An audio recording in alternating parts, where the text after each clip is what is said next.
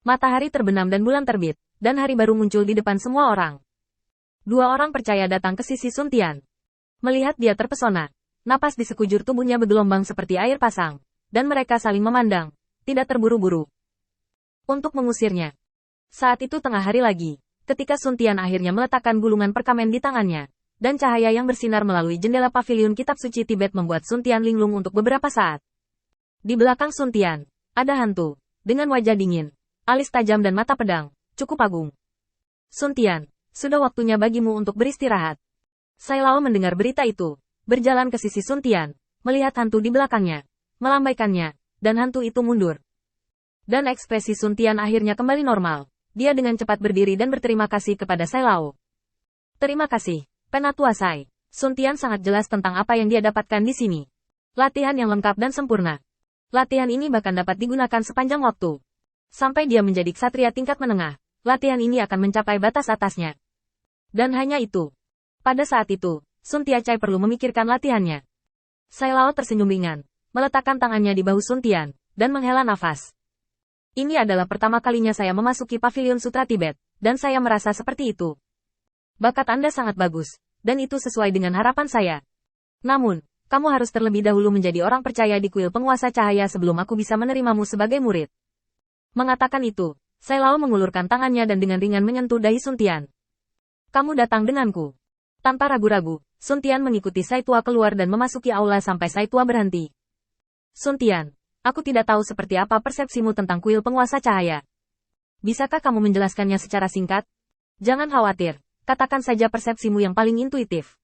Di mana Sun Tian memiliki sedikit kesempatan untuk memikirkannya sekarang? Kembalilah segera. Kuat dan percaya diri. Pria tua itu tersenyum ringan. Itu belum kuat, tetapi memang benar bahwa orang-orang percaya di kuil cahaya Tuhan rendah hati dan berhati-hati. Ini semua ajaran penguasa cahaya.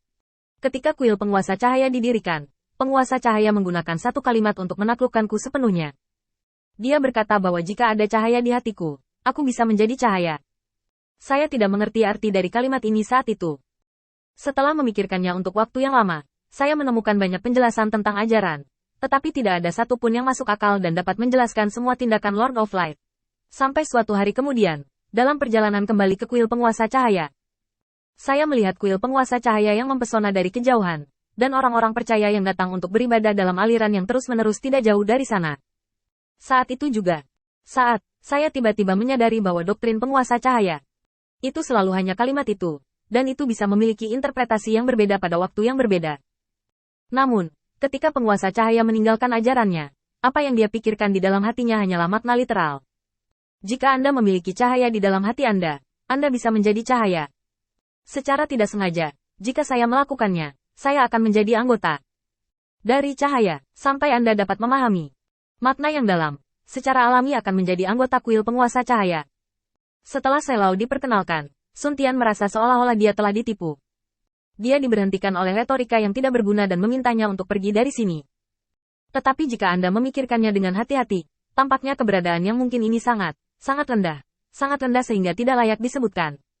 Saat Sai Lao membungkuk dalam-dalam ke suatu tempat di aula, seluruh aula tiba-tiba menjadi terang, dan kecemerlangan yang tak terhitung jumlahnya muncul dari tubuh Sai Lao.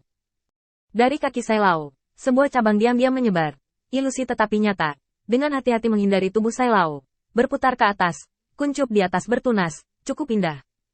Di kedalaman aula, seseorang diam-diam muncul, dengan satu tangan di belakang punggungnya, dan tangan lainnya memegang buku sederhana, dan berjalan perlahan. Segera, seluruh aula dipenuhi dengan aura penguasa cahaya, yang sangat sakral. Sun Tian hampir tanpa sadar berlutut di depan Dewa Cahaya. Napas yang begitu kuat membuat Sun Tian merasa seperti daun yang mengambang di laut. Bisa memutuskan. Sai Lao sedikit terkejut, dan penguasa cahaya mengulurkan tangannya, dan meletakkan titik cahaya di telapak tangannya. Saya harap Anda mendapatkan apa yang Anda minta. Sun Tian mengulurkan tangannya, dan saat cahaya memasuki telapak tangannya, itu memasuki tubuhnya. Tampaknya tidak ada yang berubah, dan semuanya tampaknya telah berubah lagi. Sai Tua menghela nafas. Posisi dan status setiap orang dalam cahaya berbeda. Anda masih memiliki cara untuk pergi. Saya bisa melihat pancaran di hati Anda. Biarkan dia membimbing Anda, dan cahaya akan memberkati Anda.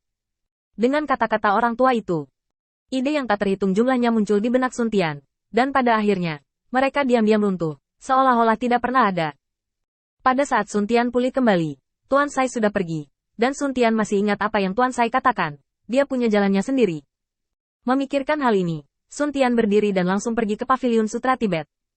Saya memiliki beberapa wawasan dalam latihan saya, sebagai imbalan atas pencerahan saya di Paviliun Sutra Tibet hari ini. Kedua orang percaya dengan santai menunjuk ke satu sisi. Kamu tunggu di sini sebentar, dan ketika rekaman selesai, aku akan memanggilmu.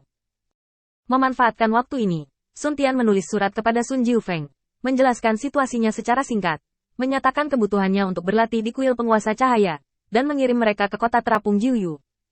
Setelah menunggu sebentar di luar Paviliun Sutra, Sun Tian bertemu dengan seorang kenalannya, Mike. Mike membungkuk dengan iri dan merendahkan suaranya. Cepat bagimu untuk melewati pintu belakang. Sun Tian menggaruk kepalanya sedikit malu. Yah, sepertinya aku lupa memberitahu Lord of Light untukmu, tapi Lord of Light juga ada di kuil. Aku pasti akan memberitahunya saat aku bertemu dengannya lagi nanti.